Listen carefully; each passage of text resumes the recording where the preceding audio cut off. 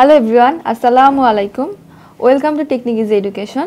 শিক্ষার্থীরা, আজকে আমি তোমাদেরকে 2019 সালের সিলেট বোর্ডের বোর্ড কোশ্চেনের এমসিকিউগুলো সলভ করে দেখাবো। চলো শুরু করি।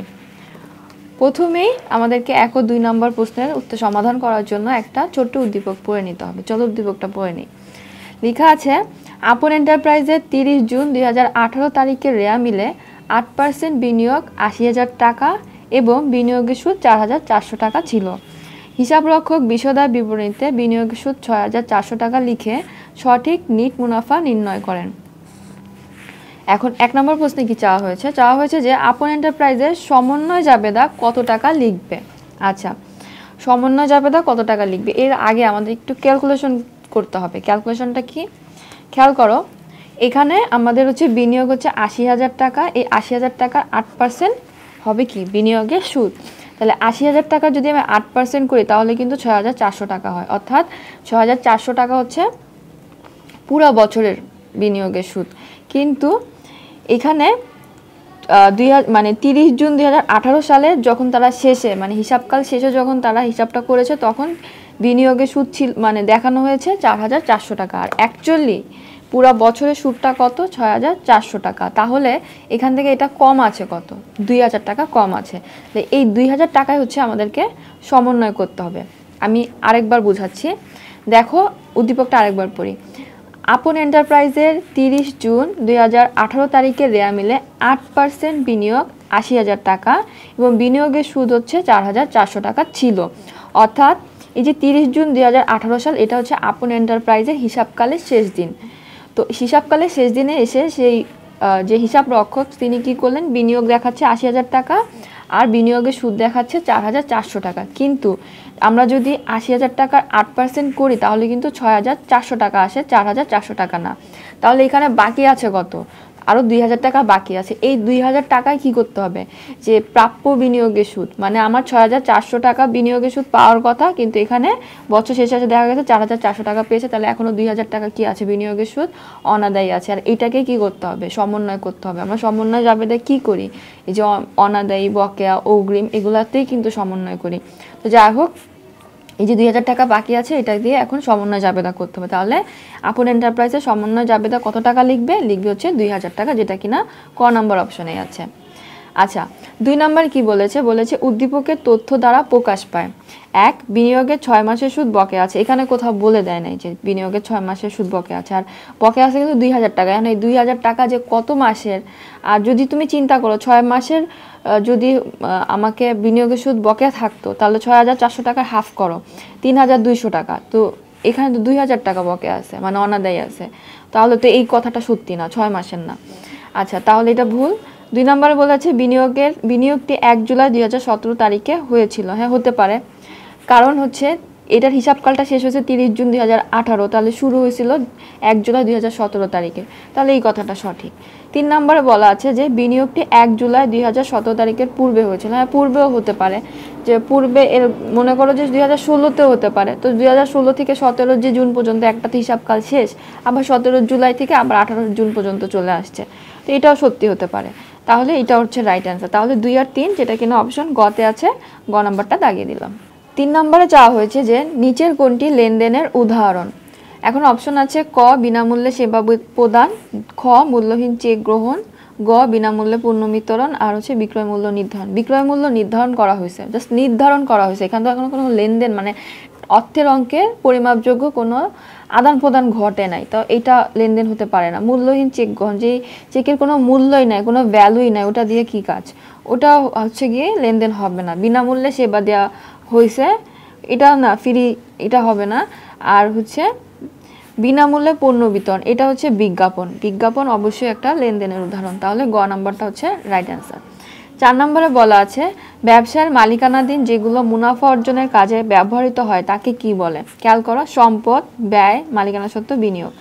বিনিয়োগ কেন করা হয়, যে ব্যবসায় যে অলস অর্থটা থাকে সেটা খাটানো হয় যাতে ওখান থেকে কিছু লাভ পাওয়া যায়। তো এটা তো মুনাফা অর্জনের কাজে, এটা হচ্ছে ব্যবসার মালিকানাধীন মুনাফা, এরকম কিছু হচ্ছে না। মালিকানা সত্ত্ব তো জাস্ট মালিকের যে সত্ত্ব মানে মালিকের যে ব্যবসার উপর অধিকার সেটাকে বোঝায়, এটাও না। ব্যয় ব্যয় ব্যয় করলে ব্যয় হয়ে যায়, এটা থেকে মানে প্রতিষ্ঠানের কিছু হয় না। আর সম্পদটা চিন্তা করো, যে মনে করো হচ্ছে যে একটা ব্যবসা প্রতিষ্ঠান, একটা হচ্ছে যে বিল্ডিংটাতে কাজ করে ওই বিল্ডিংটা হচ্ছে ওদের নিজের। তো এই বিল্ডিংটা কি করলো ওরা, ওটা তো ব্যবসার মালিকানাধীন, মানে ওইটার মালিককে, বিল্ডিংটার মালিক হচ্ছে মানে ওই কারখানা বা বিল্ডিং যেটাই বলি কেন ওটার মালিক হচ্ছে কে, ব্যবসা। তো ওই যে কারখানাটায় ওইটাই ব্যবহার করে কি করতেছে, যে ওখানে তার হচ্ছে ব্যবসার কাজগুলো সম্ভব। আরও সহজ উদাহরণ করে দিয়ে যদি আমি বলি তাহলে ধরো যে আসবাবপত্র, ঠিক আছে। তো মনে করো যে প্রতিষ্ঠানে ব্যবহারের জন্য একটা আসবাবপত্র কেনা হলো, একটা আলমারি কেনা হলো যে ফাইলপত্র রাখবে। তো এটা মালিকানাধীন কে, ওটার মালিককে, মালিক হচ্ছে ব্যবসা প্রতিষ্ঠান। আর ওইটা কেন রাখা হয়েছে, ওইটা ব্যবহার করে কি হচ্ছে, ব্যবসার মুনাফা অর্জনের কাজে সাহায্য হচ্ছে। তো যাই হোক, যদি এরকম থাকে যে ব্যবসার মালিকানাধীন যেগুলো মুনাফা অর্জনের কাজে ব্যবহৃত, তাকে কি বলে, আমরা অ্যান্সার করব হচ্ছে সম্পদ। ক নাম্বার দাগিয়ে দিলাম। 5 নম্বরে বলা আছে আয় ব্যয় সম্পদ দায় মালিকানা সত্ত্ব হিসাব সমূহকে এক কথায় কি বলা হয়, হিসাব সমীকরণ বলা হয়। জাবেদা খতিয়ান না, এই সবগুলো দিয়ে আমাদের হিসাব সমীকরণ, এই যেটা আছে A = L + E, E কে আবার ভাঙাইলে C + R - E - D। তো এগুলো সব কিছু এই কোন সমীকরণ দিয়ে প্রকাশ পায়, হিসাব সমীকরণ দিয়ে। তাহলে ঘ নাম্বার হচ্ছে সঠিক উত্তর। 6 নম্বরে বলা হয়েছে মূলধন জাতীয় প্রাপ্তি ও মূলধন জাতীয় আয়ের মধ্যে সম্পর্ক হতে পারে। আচ্ছা, আয়ের থেকে প্রাপ্তি বড় অথবা প্রাপ্তি আর আয় সমান হতে পারে। আর হচ্ছে আরেকটাতে বলা আছে যে আয়ের থেকে প্রাপ্তি ছোট।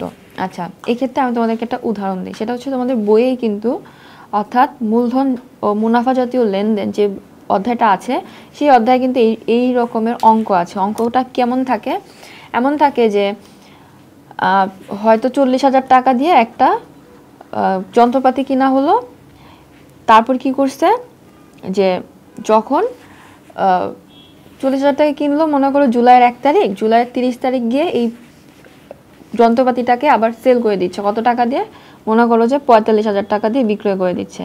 তাহলে যখন কিনছিল তখন এটা ছিল 40,000 টাকা, আর যখন বিক্রয় করলো এটা ছিল 45,000 টাকা। তাহলে এটা যে বিক্রি করলো এটার আয় কত, এটার আয় হচ্ছে 5,000 টাকা। তো এই ক্ষেত্রে এই জিনিসগুলোর নাম কি, এই যে পুরা 45,000 টাকা অর্থাৎ বিক্রি করে পুরা যে টাকাটা পেলাম এটাকে বলে হচ্ছে মূলধন জাতীয় প্রাপ্তি। আর এই যে ডিফারেন্সটা অর্থাৎ আমার ক্রয় মূল্য আর বিক্রয় মূল্যের যে ডিফারেন্সটা, এটাই হচ্ছে কি মূলধন জাতীয় আয়। তো এখানে বলছে যে মূলধন জাতীয় প্রাপ্তি ও মূলধন জাতীয় আয়ের মধ্যে সম্পর্ক কেমন হতে পারে। এখন তুমি চিন্তা করো, এই যে 45,000 টাকা আর 5,000 টাকা, এটার মধ্যে বড় কোনটা? এই 45,000 টাকা হচ্ছে কি আয়, 45,000 টাকা হচ্ছে প্রাপ্তি, আর এটা হচ্ছে আয়। তাহলে কি আয়ের থেকে প্রাপ্তি বড়? যদি আয়ের থেকে প্রাপ্তি বড় হয় তাহলে এই কথাটা ঠিক। আরেকটা জিনিস হতে পারে, সেটা কি, আমি 40,000 টাকা দিয়ে এটা আমি কি করছিলাম, যে কিনছিলাম, আবার 40,000 টাকা দিয়েও বিক্রি করে দিতে পারি। তাহলে সেই ক্ষেত্রে কি হবে, আয় আর প্রাপ্তি সমান, এটাও ঠিক। কিন্তু প্রাপ্তি আয় লস দিয়ে তো কেউ বিক্রি করে না সাধারণত, ঠিক আছে। তাহলে সেই ক্ষেত্রে আমরা বলতে পারি না যে প্রাপ্তির থেকে আয়টা বড় হবে, প্রাপ্তি বেশি হবে, আয়টা কম হবে। তাহলে মূলধন জাতীয় প্রাপ্তি ও মূলধন জাতীয় আয়ের মধ্যে সম্পর্ক হতে পারে প্রাপ্তি বড় হবে, আয় কম হবে, অথবা প্রাপ্তি আর আয় সমান হবে। তাহলে নিচের কোনটি সঠিক? 6-এর ক নাম্বার আমরা দাগিয়ে দিব যে 1 আর 2 হচ্ছে সঠিক। 7 নম্বরে বলা আছে বছর শেষে দেনাদার মূল্যায়নের জন্য কোনটি হিসাবভুক্ত করা হয়। অপশনগুলো দেখি। ক কুরিন সঞ্চিতি, খ অলিখিত বিক্রয়, গ অলিখিত বিক্রয় ফেরত, ঘ সাধারণ সঞ্চিতি। এখন খেয়াল করো, দেনাদারের সাথে সাধারণ সঞ্চিতির কোনো সম্পর্ক নাই, তাহলে এই অপশনটা হবে না। এখন বাকি থাকে কুরিন সঞ্চিতি, অলিখিত বিক্রয়, অলিখিত বিক্রয় ফেরত, 3টা। এখন বছর শেষে দেনাদার মূল্যায়নের জন্য কোনটি হিসাবভুক্ত করা হয়। এখন তুমি চিন্তা করলে অলিখিত বিক্রয় কিন্তু দেনাদার বছর শেষে যদি দেখি যে বিক্রয় একটা আমাদের কি আছে, অলিখিত আছে, সেই ক্ষেত্রে আমরা কি করি, যে দেনাদারের সাথে যোগ দিই। আবার অলিখিত বিক্রয় ফেরত থাকলে দেনাদার থেকে মাইনাস করি, এটাও কিন্তু মূল্যায়নের জন্য হয়। এখন দুইটা কিন্তু সেম টাইপসের অ্যান্সার, যে বিক্রয় এটাও বিক্রয়, তো দুইটা তো একসাথে দেখানো যাবে না। কিন্তু লেখা আছে যে কুরিন সঞ্চিতি, কুরিন সঞ্চিতিটা কিন্তু আবার কি হয়, যে কুরিন সঞ্চিতি যেটা থাকে সেটা কিন্তু বছর শেষে, পুরাতনটা না নতুনটা, যেটা সমন্বয়ে দেওয়া থাকে যে দেনাদার উপর 5% অথবা টাকাটাও সরাসরি দেওয়া থাকতে পারে, পার্সেন্টেজ দেওয়া থাকতে পারে। তো কি বলে যে কুরিন সঞ্চিতি ধার্য করা, তখন আমরা কি করি যে বছর শেষে দেনাদার মূল্যায়নের জন্য ওই সঞ্চিতিটা মানে আমাদের যে প্রকৃত দেনাদার বের হয় ওটা থেকে আবার কুরিন সঞ্চিতির যে পার্সেন্টেজটা করে আমরা হচ্ছে মাইনাস করে দিই। সেক্ষেত্রে আমরা অ্যান্সারটা দাগাবো ক নাম্বারে। তাহলে বছর শেষে দেনাদার মূল্যায়নের জন্য হিসাবভুক্ত করা হয় কুরিন সঞ্চিতি। তারপরে দেখো 8 নম্বর প্রশ্নের উত্তর করার জন্য আমাদের ছোট্ট একটা উদ্দীপক পড়তে হবে। উদ্দীপকে কি লেখা আছে? লেখা আছে আলফা ট্রেডার্সের ম্যানেজার জনাব শাওন জনাব তপন কর্তৃক প্রস্তুতকৃত হিসাব প্রতিবেদন দেখে সোনালী ব্যাংক থেকে ঋণ নিয়ে জনাব সোহেলের পাওনা পরিশোধের সিদ্ধান্ত নিলেন। প্রশ্নে চাওয়া হয়েছে আলফা ট্রেডার্সের হিসাব তথ্যের অভ্যন্তরীণ ব্যবহারকারী কে।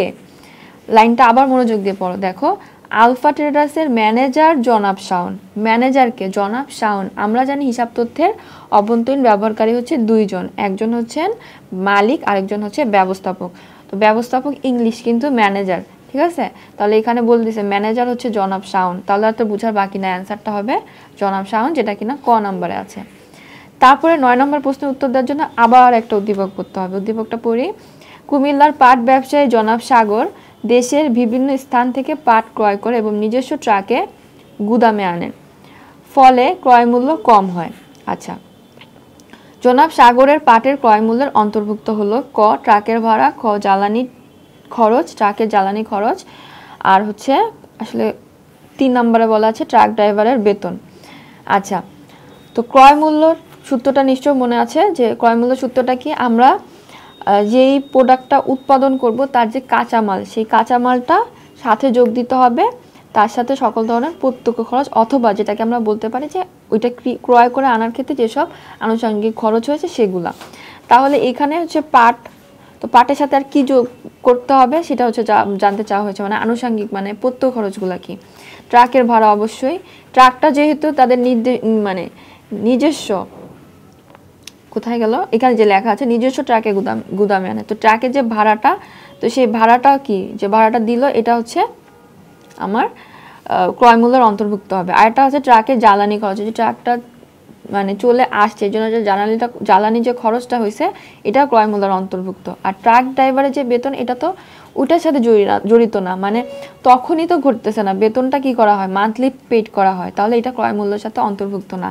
এই কোশ্চেনটাতে একটা জিনিস খটকা আছে, সেটা হচ্ছে যে বলা আছে নিজস্ব ট্রাকে গুদামে আনেন, তো যদি নিজস্ব ট্রাকে আনেন তাহলে তো ভাড়া দেওয়ার কোনো প্রয়োজন হয় না, আর তার সেই ক্ষেত্রে কিন্তু 2 নাম্বারটাই একদম রাইট অ্যান্সার হয়, কিন্তু শুধু 2 নাম্বার অ্যান্সার করার মতো এখানে অপশন নাই। সেক্ষেত্রে আমরা ভাড়া আর জ্বালানি খরচ এই দুইটাকেই রাইট ধরে ক নাম্বারটা অ্যান্সার করে দিব।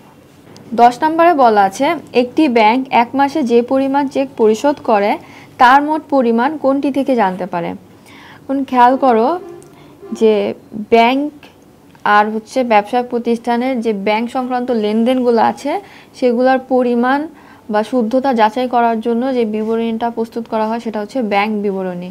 তাহলে এটার পরিমাণটা আমরা জানতে পারবো ব্যাংক বিবরণীর মাধ্যমে। ব্যাংক বিবরণী এখন হচ্ছে মানে 9-10-এর জন্য এটা হচ্ছে এই অঙ্কটা নাই, এটা হচ্ছে তোমরা 11-12-এ পাবা, কিন্তু বইয়ে শুধু এই টাইপসের কিছু থিওরিটিক্যাল কথাবার্তা লেখা আছে, তার কারণে হচ্ছে এমসিকিউতে আসে। তো বইটা একটু ভালো মতো তোমরা হচ্ছে নগদান বই যে চ্যাপ্টারটা আছে সেটা ভালো মতো রিডিং করবা, তাহলে এই সংক্রান্ত যে নৈবিত্তিকগুলো আছে সেগুলো তোমরা পেরে যাবে। 11 নম্বরে বলা আছে উৎপাদিত পণ্যের ফরমায়েশ সংগ্রহের ব্যয় কোন ধরনের ব্যয়। আচ্ছা, ফরমায়েশ মানে কি? ফরমায়েশ মানে হচ্ছে অর্ডার। তুমি হচ্ছে একটা পণ্য উৎপাদন করছো, এখন এটা বিক্রি করার জন্য কি করতে হবে যে তোমার ক্লায়েন্টদের কাছ থেকে বা কাস্টমারদের কাছ থেকে অর্ডার পেতে হবে, অর্থাৎ ফরমায়েশ পেতে হবে।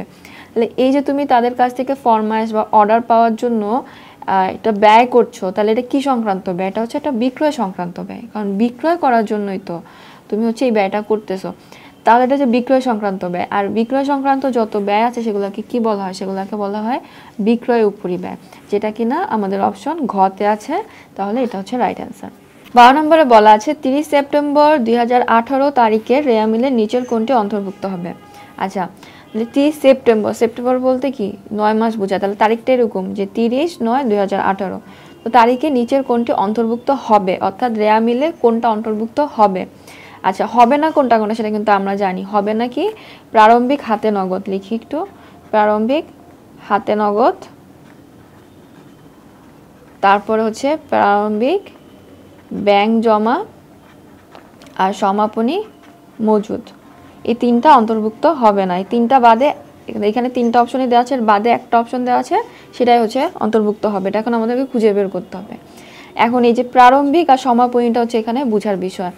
এখন এইটার হিসাবকাল শেষ হয়েছে 30 সেপ্টেম্বর 2018। তার মানে এখানে যে আমরা 30 তারিখগুলো পাচ্ছি এগুলো হচ্ছে সমাপনী, এটা হচ্ছে সমাপনী, এটা হচ্ছে সমাপনী, এটা হচ্ছে প্রারম্ভিক, এটা হচ্ছে প্রারম্ভিক। তাহলে হাতে নগদ প্রারম্ভিক, প্রারম্ভিক হাতে নগদ অন্তর্ভুক্ত হয় না, আসবে না। তারপরে সমাপনী ব্যাংক জমা অতিরিক্ত, তো ব্যাংক জমা রক্তের মানে ব্যাংক রিলেটেড যাই থাকুক, জমা থাকুক আর জমা অতিরিক্ত থাকুক, সেটা প্রারম্ভিকটা লিপিবদ্ধ হবে না, মানে অন্তর্ভুক্ত হবে না, কিন্তু সমাপনীটা হবে। তাহলে এটা হচ্ছে অপশন, মানে এটাই হচ্ছে অ্যান্সার। তারপরেও বাকি দুটা দেখানোর দরকার নেই, তারপরেও বলি দেখো, প্রারম্ভিক ব্যাংক উদ্বৃত্ত, প্রারম্ভিক ব্যাংক উদ্বৃত্ত অন্তর্ভুক্ত হয় না। তারপরে মজুদ পণ্য, এটা হচ্ছে সমাপনী, সমাপনী মজুদ অন্তর্ভুক্ত হয় না। তাহলে 2 নম্বরটাই হচ্ছে রাইট অ্যান্সার। 13 নম্বর প্রশ্নের উত্তরটা করার জন্য আমাদেরকে একটা ছোট উদ্দীপক পড়তে হবে। উদ্দীপকটাতে কি লেখা আছে? লেখা আছে, রমনা ট্রেডার্সের স্বত্বাধিকারী জনাব রমেন্দ্র নিজ ব্যাংক হিসাব থেকে উত্তোলিত 1,50,000 টাকা, বন্ধুর নিকট থেকে 1,20,000 টাকা ঋণ এবং কিছু আসবাবপত্র সহ মোট 2,50,000 টাকার মূলধন নিয়ে ব্যবসা শুরু করেন। 13 নম্বরে বলা আছে যে প্রারম্ভিক আসবাবপত্রের মূল্য কত। আচ্ছা, খেয়াল করো, এখানে বলছে কিছু আসবাবপত্র, অর্থাৎ আসবাবপত্রের যে অ্যামাউন্টটা সেটা বলা নেই, সেটা না বলে মোট যে মূলধনের পরিমাণ সেটা বলা আছে। এখন আসবাবপত্রের পরিমাণটা বের করে নিতে হবে। আর প্রারম্ভিক আসবাবপত্র মানে কি, যে যেটা নিয়ে ব্যবসা শুরু করছে একদম শুরুতে যে সম্পদগুলা, সেগুলো কি বলে প্রারম্ভিক। তাহলে এখন অ্যামাউন্টটা বের করব টাকার। তো খেয়াল করো, আমরা জানি যে মূলধন কিভাবে হয়। আমরা যখন জাবেদাটা করি যে প্রারম্ভিক মূল মানে ব্যবসা শুরু করলেন, তখন কি জাবেদাটা হয় যে যা যা নিয়ে ব্যবসা শুরু করলেন সেগুলো ডেবিট আর মূলধন হিসাবটা হচ্ছে ক্রেডিট। তো সেই ক্ষেত্রে যখন আমরা টাকার অ্যামাউন্টটা বের করি বা এরকম যখন প্রশ্ন দিয়ে আমাদেরকে বলা থাকে প্রারম্ভিক মূলধনের পরিমাণ নির্ণয় করো, সেক্ষেত্রে আমরা কি করি, ঋণ থাকলে ঋণটা কিন্তু যোগ করি না, শুধু সম্পদগুলা যোগ করি। তার মানে যে এই যে মোট মূলধন 2,50,000 টাকা দেওয়া আছে, এটা হচ্ছে এই যে উত্তোলিত নগদ টাকা আর আসবাবপত্র এটা যোগফল। এই দুটা যোগফল যদি 2,50,000 টাকা হয় আর 1,50,000 টাকা যদি নগদ অর্থাৎ ব্যাংকের যে টাকাটা হয়ে থাকে, তাহলে আসবাবপত্রের টাকাটা কত ছিল হচ্ছে 1,00,000 টাকা। আমি আবারও বলছি, খেয়াল করো, এই যে 2,50,000 টাকা হয়েছে, এটা কি, এটা হচ্ছে নগদ যে টাকাটা আর যে আসবাবপত্র এই দুইটার যোগফল। এই দুইটা যোগ করে আমাদের যে 1,50,000 আর হচ্ছে মোট আসলো কত, 2,50,000। তো তাহলে এই যে 2,50,000 টাকা আসলো আর এখানে নগদ আছে, তাহলে এখানে আর বাকি কত থাকে, এটা আমার মনে হয় আর মুখে বলার কিছু নাই, তোমরা ক্যালকুলেশনটা দেখে বুঝে গেছো। এখানে আসবাবপত্রের অ্যামাউন্ট হচ্ছে 1,00,000 টাকা। ক নাম্বারটা দাগিয়ে দিলাম। 14 নম্বরে বলছে 50,000 টাকা নিয়ে একটি প্রতিষ্ঠান ব্যবসা শুরু করে, বছর শেষে মোট আয় হচ্ছে 20,000 টাকা এবং মালিকানা সত্ত্ব 65,000 টাকা হলে মোট ব্যয়ের পরিমাণ কত। এখন খেয়াল করো, আমরা মালিকানা সত্ত্ব কিভাবে বের করি। আচ্ছা, মালিকানা সত্ত্ব আমি এখানে দেখাচ্ছি। মালিকানা সত্ত্ব এটা আমরা কিভাবে বের করি, আমরা এটা বের করি হচ্ছে মূলধন বা প্রারম্ভিক মূলধন, যেটা বলো যেটাই তোমরা বলতে চাও বলতে পারো, আয়, আর এটা থেকে ব্যয় হচ্ছে মাইনাস করতে, আর উত্তোলন থাকলে মাইনাস করতে। যেখানে উত্তোলন নাই শুধু লেখার দরকার নেই। এখন তুমি চিন্তা করো, মালিকানা সত্ত্বের পরিমাণটা দেওয়া আছে, কত দেওয়া আছে, 65,000 টাকা। মূলধনের পরিমাণটা দেওয়া আছে 50,000 টাকা। আয়ের পরিমাণটা দেওয়া আছে 20,000 টাকা, কিন্তু ব্যয়ের পরিমাণটা দেওয়া নাই, এটা আমরা এইভাবে রেখে দিলাম।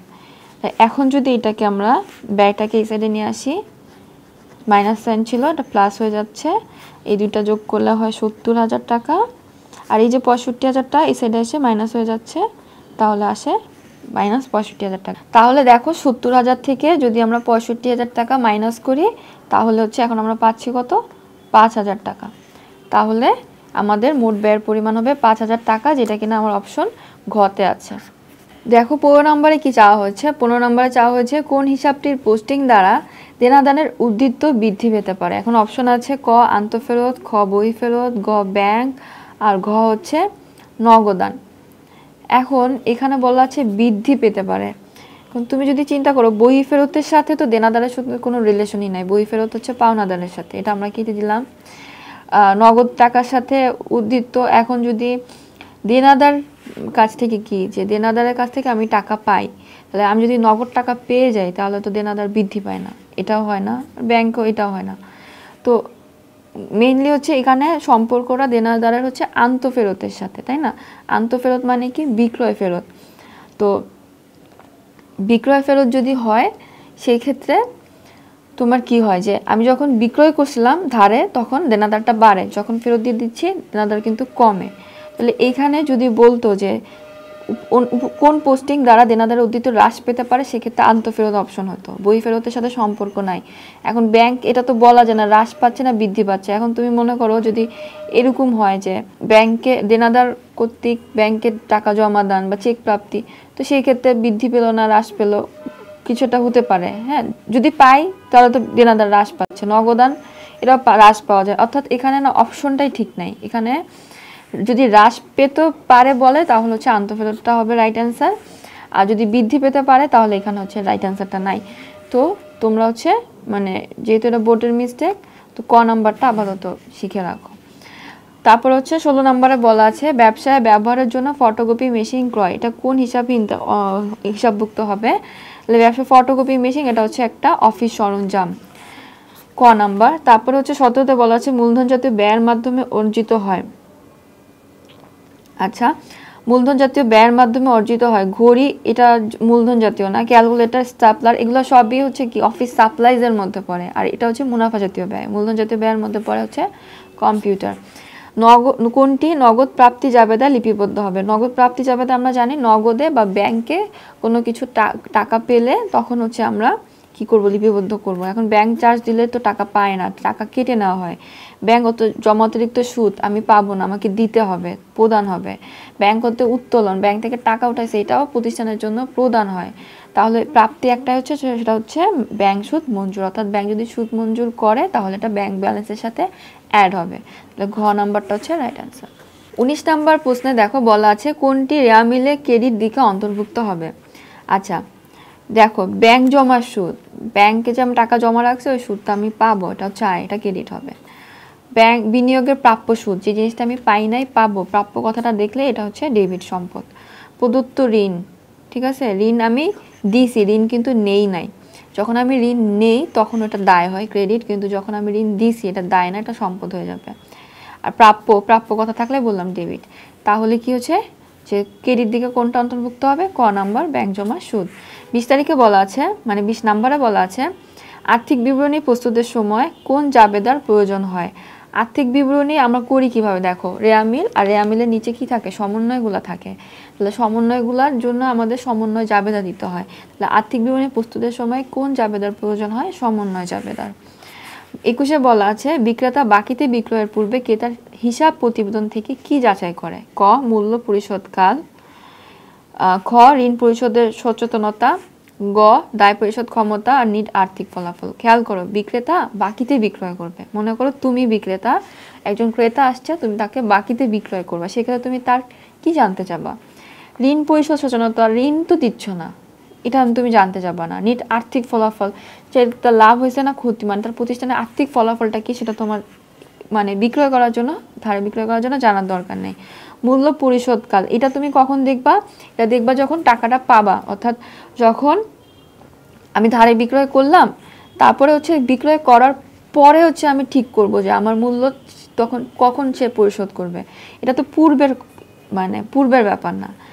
দায় পরিশোধ ক্ষমতা, এখন তুমি দেখো ক্রেতা যে তোমার কাছ থেকে ধারে পণ্যটা কিনতেছে, এটা ক্রেতার জন্য কি? এটা হচ্ছে দায়।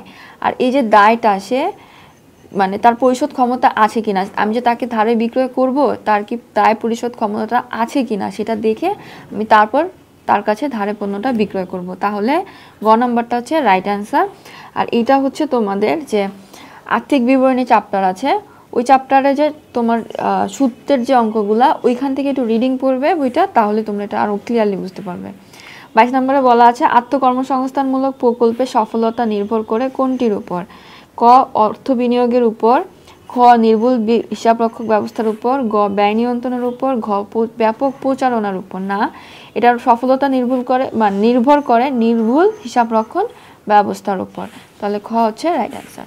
দেখো 23 নম্বর প্রশ্নে কি বলা আছে? বলা আছে যে ব্যাংক বিবরণী ও নগদান বইয়ের ব্যাংক কলামের উদ্ধৃতের মাঝে গরমিলের কারণ 1 ব্যাংকে জমাকৃত চেক প্রত্যাখ্যাত হয়েছে, 2 ব্যাংক সুদ মঞ্জুর যা নগদানভুক্ত হয়নি, আর 3 ব্যাংক পাওনাদারকে চেক প্রদান যা ব্যাংকে উপস্থিত হয়নি। এখন তুমি খেয়াল করো ব্যাংক বিবরণী কোনটা, যে তুমি ব্যাংকের সাথে তোমার যে লেনদেনটা হয়েছে যেটা যেই বইতে লেখা হয় সেটা হচ্ছে ব্যাংক বিবরণী, আর নগদান বই কোনটা, যে প্রতিষ্ঠানে তুমি কি করছো যে নগদে বা ব্যাংকে যে লেনদেনগুলা প্রাপ্তি আর প্রদানগুলা যে বইতে লিপিবদ্ধ করতেছে সেটা হচ্ছে নগদান বই। এখন নগদান বইয়ের ব্যাংক কলামের উদ্ধৃত আর ওই যে ব্যাংক বিবরণী এটার মধ্যে পার্থক্য বা গরমিল হওয়ার কারণ কি হতে পারে? ব্যাংকে জমাকৃত চেক প্রত্যাখ্যাত হয়েছে। এখন প্রত্যাখ্যাত হওয়া মানে কি, তুমি ব্যাংকে চেকটা নিয়ে গেছো, এখন ব্যাংক হচ্ছে টাকাটা পরিশোধ করে নাই, কেন? হয়তো বা চেকে কোনো ভুল আছে জন্য ব্যাংক ওটা রিজেক্ট করে দিয়েছে। তো তুমি তো ওটা জানতা না, তুমি যখন চেকটা পেয়েছো তখন তুমি কি করছো, যে নগদান বইয়ের ব্যাংকের ঘরে টাকাটা বাড়িয়ে দিয়েছিলে, কিন্তু এখন কি হয়েছে যে তুমি তো বাড়ায় দিছো, ঠিক আছে, তুমি তো জানতা না যেটা প্রত্যাখ্যাত হবে, কিন্তু পরে গিয়ে দেখা গেল কি যে এটা প্রত্যাখ্যাত হচ্ছে। তো ব্যাংকের কি হয়েছে, ব্যাংক বিবরণী তো তারা লেখে নাই, তুমি তোমার বইতে লিখছো ঠিকই যে আমি টাকাটা পাইছি চেকে, কিন্তু যেহেতু ব্যাংক এটা রিজেক্ট করে দিয়েছে, ব্যাংক কিন্তু তার বইতে লেখে নাই, তার কারণে এখন কি হয়েছে, তুমি লিখছো সে লেখে নাই, তাহলে এটা গরমিলের কারণ হতে পারে। তাহলে 1 নম্বরটা আমরা সঠিক ধরছি। 2তে বলা আছে ব্যাংক সুদ মঞ্জুর যা নগদানভুক্ত হয় না। ব্যাংক সুদ মঞ্জুর করছে মানে ব্যাংক তোমাকে সুদ দিছে, এখন ব্যাংকের বইতে সে কিন্তু লিখে রাখছে ব্যাংক যে হ্যাঁ আমি আমার এই ক্লায়েন্টকে সুদ দিছি, কিন্তু তুমি কি করছো, তুমি তোমার যে নগদান বই সেখানে লিখো নাই। এখন কি হবে, এখানে একটা গরমিল হবে না, যে ব্যাংকের বইতে লেখা আছে তুমি লেখো নাই, তাহলে এটাকে আমরা সঠিক ধরতে পারি। 3 নম্বরে দেখো পাওনাদারকে চেক প্রদান যা ব্যাংকে উপস্থিত হয়নি। এখন যেহেতু পাওনাদারকে তুমি চেক প্রদান করছো, ব্যাংকে এখনো উপস্থাপিত হয়ই নাই, তো এটা এখনো মানে গরমিলের ব্যাপার এখনো আসে না, উপস্থাপিত হলে দিয়ে দিলে তখন হচ্ছে কথা। তো যাই হোক, তাহলে আমরা 1 আর 2 হচ্ছে রাইট অ্যান্সার ধরবো, এটা উত্তর হবে ক নাম্বার। দেখো লেখা আছে যে নিচের উদ্দীপকটি পড়ে 24 ও 25 নং প্রশ্নের উত্তর দাও। চলো উদ্দীপকটা পড়ি। বলা আছে ব্যবসায় সকল দেনা পাওনার নিষ্পত্তি সংক্রান্ত লেনদেন মুন ট্রেডার্সের হিসাব রক্ষক একই হিসাবের বইতে লিপিবদ্ধ করেন, তা থেকে যে নির্ণয় করেন, কিন্তু সান ট্রেডার্সের হিসাব রক্ষক একই লেনদেন বিশেষ জাবেদায় লিপিবদ্ধ করেন। আচ্ছা, তো 24 তারিখে মানে 24 নম্বরে বলা আছে মূল ট্রেডার্সের উল্লেখিত হিসাবের বই কোনটি। আচ্ছা, তো এখানে মুন ট্রেডার্স কি করে, দেনা পাওনা নিষ্পত্তি সংক্রান্ত লেনদেন, মানে দেনা পাওনা নিষ্পত্তি করা হয় কোন ক্ষেত্রে, দেনাদার ও পাওনাদারের ক্ষেত্রে। আর এই যে দেনা পাওনা নিষ্পত্তি কথাটা দেখলে আমরা বুঝবো এখানে নগদ বাট্টার কোনো একটা কারবার আছে। তাহলে বাট্টা লিপিবদ্ধ করা হয় নগদান বইয়ের কোন ঘোড়া নগদান বই, অবশ্যই 3 ঘোড়া নগদান বইয়ে। 1 ঘোড়া 2 ঘোড়া নগদান বই কিন্তু বাট্টার অপশন থাকে না, শুধুমাত্র 3 ঘোড়া নগদান বইতে থাকে। তাহলে আমরা বলতে পারি যে মূল ট্রেডার্সের উল্লেখিত হিসাবের বইটা হচ্ছে 3 ঘোড়া নগদান বই। তারপরে দেখি 25 নম্বরে বলা আছে নগদ উদ্ধৃত নির্ণয়ের জন্য সান ট্রেডার্সকে প্রস্তুত করতে হবে। আচ্ছা, সান ট্রেডার্স কি করে, যে হিসাব বিশেষ জাবেদা করে, কিন্তু এই যে নগদ উদ্ধৃত নির্ণয় করার জন্য তার এখন কোন বইটা প্রস্তুত করতে হবে। দেখো 1 ঘোড়া নগদান বই, হ্যাঁ 1 ঘোড়া নগদান বই কি আমরা লাস্টে গিয়ে ব্যালেন্স সিডিবিডি পাই, উদ্ধৃত নির্ণয় হয়। নগদান হিসাব মানে কি, খতিয়ান প্রস্তুত করলেও কিন্তু তার নগদ উদ্ধৃত নির্ণয় হবে। এখন নগদ প্রাপ্তি আর প্রদান জাবেদা দুইটা কিন্তু আলাদা, একটা হচ্ছে প্রাপ্তি জাবেদা আর প্রদান জাবেদা। আর এখানে যদি প্রাপ্তি আর প্রদানটা নির্ণয় করা হয়, কিন্তু উদ্ধৃতটা মানে প্রাপ্তি থেকে প্রদান মাইনাস এভাবে করে কোনো ব্যালেন্স নির্ণয় করা হয় না। তো সেই ক্ষেত্রে এটা উদ্ধৃত নির্ণয়ের জন্য এটা হবে না, 1 আর 3 হবে রাইট অ্যান্সার, যেটা কিনা খ নম্বর অপশনে আছে। 26 নম্বরে বলা আছে একজন ব্যবসায়ীর পরিবারের মুনাফা জাতীয় ব্যয় কোনটি। মুনাফা জাতীয় ব্যয় তো আমরা জানি যেটা হচ্ছে স্বল্পমেয়াদী আর নিয়মিত ঘটে। নিরীক্ষকের সম্মানী পাইছে, এটা তো আয়। দোকানের ভাড়া, পরিবার, তো পরিবারের ক্ষেত্রে দোকান কোথা থেকে আসে, তৈজসপত্র ক্রয়, আমাদের ফ্যামিলিতে তৈজসপত্র মানে কি যে বাসন কোসন, এগুলো তো প্রতিদিন কিনে না। আর হচ্ছে ঋণের সুদ, হ্যাঁ পরিবার যদি কারো কাছ থেকে ঋণ নেয় বা ব্যাংক থেকে বা যে কোনো ক্ষেত্র থেকে ঋণ নিলে সুদটা কিন্তু মান্থলি পেড করতে হয়, তাহলে এটা স্বল্পমেয়াদী আর নিয়মিত হচ্ছে। তো সেই ক্ষেত্রে আমরা বলতে পারি ঋণের সুদটা হচ্ছে মুনাফা জাতীয় ব্যয়। তারপরে 27-এ বলা আছে মালিকানা সত্ত্ব প্রতিষ্ঠানের জন্য এক ধরনের সম্পদ না, মালিকানা সত্ত্ব সম্পদ না, ব্যয়ও না, আয়ও না। ব্যয় আর আয় তো এটার ভিতরেই পড়ে। এক ধরনের দায়, এখন এটা দায় কেন, মালিকানা সত্ত্ব মানে কি, যে মানে প্রতিষ্ঠানের উপরে মালিকের যে অধিকার সেইটা। তাহলে এই যে মালিক প্রতিষ্ঠানকে অর্থ দিচ্ছে, মূলধন দিচ্ছে, মূলধন দিয়ে ব্যবসা কি করতেছে, প্রতিষ্ঠানটা ব্যবসা করে মুনাফা অর্জন করতেছে কেন? একটা টাইম শেষে মালিককে তার এই মূলধনটা ব্যবহার করে যে ব্যবসা মানে মুনাফা অর্জন হবে সেটা দিয়ে দেওয়ার জন্য। তাহলে সেই ক্ষেত্রে কি ধরা যায়? ধরা যায় যে ব্যবসা প্রতিষ্ঠান কি মালিকের কাছে যে মুনাফাটা দেওয়ার জন্য একটা দায়বদ্ধতা সৃষ্টি করে। তো সেক্ষেত্রে আমরা বলতে পারি মালিকানা সত্ত্ব প্রতিষ্ঠানের জন্য হচ্ছে এক ধরনের দায়। 28-এ বলা আছে বিশদায় বিবরণী দ্বিতীয় ধাপে কোনটি হিসাবভুক্ত হয়? ক মূল পরিচালনায়, আয় তো পরে, বিক্রিত পণ্য ব্যয় হচ্ছে ফার্স্ট স্টেপই, যে বিক্রয় থেকে বিক্রিত পণ্যের ব্যয় বাদ দেয়, তারপরে দরকার হয় হচ্ছে পরিচালন ব্যয়, আর আয়ের সেক্টরগুলো পরে আসে। তাহলে গ নাম্বারটা হচ্ছে রাইট অ্যান্সার। 29-এ বলা আছে হিসাব বোর্ডে হিসাব বিজ্ঞানের শিক্ষা বোর্ডে হিসাব বিজ্ঞানের প্রয়োজনীয়তা কোনটি? এখন শিক্ষা বোর্ডের কাজ তো তোমার লাভ ক্ষতি নির্ণয় করা, তো ব্যবসা প্রতিষ্ঠান না।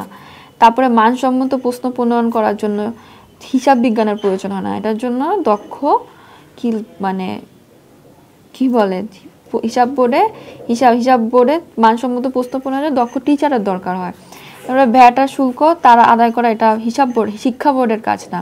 আর পরীক্ষার ফি নির্ধারণ করা, হ্যাঁ শিক্ষা বোর্ড কী করে পরীক্ষা নেয়, বিভিন্ন বোর্ড পরীক্ষাগুলো নেয়, আর এটা নেওয়ার জন্য মানে আমাদের যে স্টুডেন্টগুলো আছে তাদের কি পরিমাণ পরীক্ষার ফি দিতে হবে সেটা নির্ণয় করার প্রয়োজন হয়। আর এটা নির্ণয় করতে কি করতে হবে? অবশ্যই হিসাব বিজ্ঞানের সাহায্য নিতে হবে, মানে হিসাব নিকাশটা করতে হবে। তাহলে খ নাম্বারটা হচ্ছে রাইট অ্যান্সার। দেখো 30 নম্বর প্রশ্নের উত্তর করার জন্য আমাদেরকে ছোট্ট একটা উদ্দীপক পড়তে হবে। উদ্দীপকটা কি পড়ে ফেলি।